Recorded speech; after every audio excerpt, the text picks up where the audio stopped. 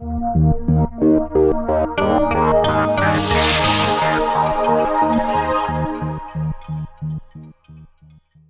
back to another week of Beyond the Headlines. I'm Dave Rishi, news web editor for blackburnnews.com.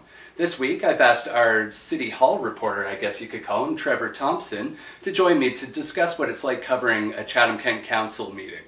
Trev, you've been doing this for a few years now. I guess, how's it been? How has it changed over the years?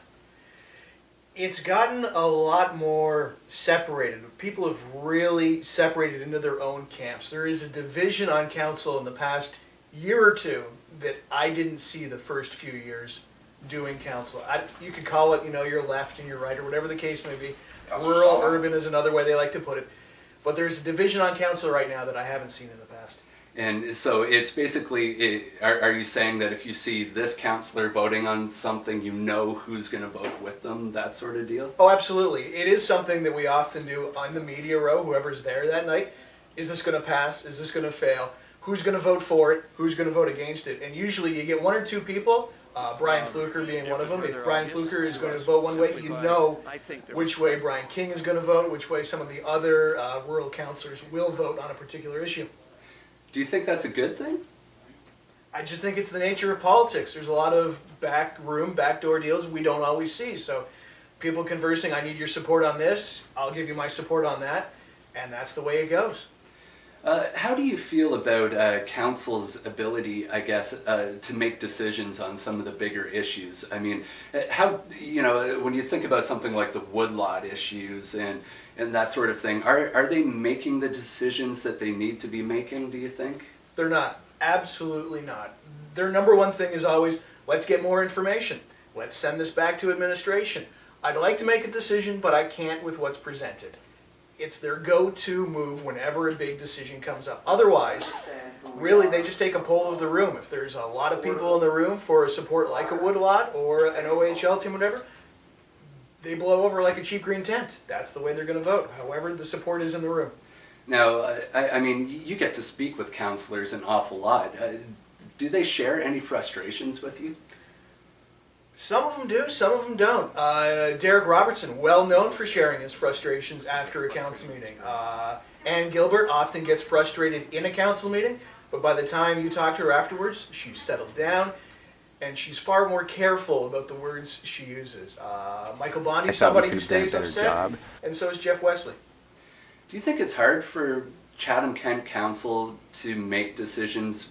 When you think about social media and all the commenting that goes on, and it seems like a lot of people just aren't really happy. Like they want all the services that they can think of. They don't want tax increases. Is it difficult for this council to make a decision?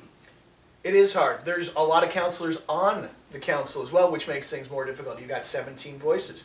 Social media, it is a hard situation to be a councillor because for every person that is for something, there's going to be a person that is opposed to it. So if you strictly listen to your constituents, you can get hamstrung into making no decision at all. And I guess the big thing going on with council right now is the service reviews. I guess what are your thoughts on that? Is it a worthwhile process? I think it could be. I think it's something that needs to be done, taking a look line by line to look at all the services. Do we need to be in this business? Is this something that somebody else is already delivering? Is it cost effective? But I think what's going to happen is as soon as a cut is potentially proposed, you're going to get those councillors in the area going, well, we can't cut that. We need that service. So if that's the eventual outcome, no, there's no point to it. It would give them a good opportunity to make those tough decisions, but it's something we've seen that they can't do.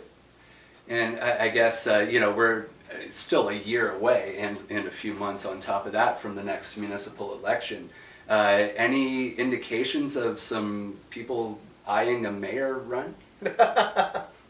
Well, everybody's campaigning, whether it be for the mayor's chair or for their own seats. That is very apparent. Everybody's campaigning already at this point.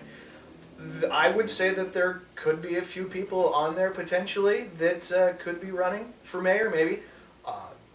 If I had to name names, Marjorie Crew potentially, or Sterling's a name that's been bantered around a few times, and I could see that.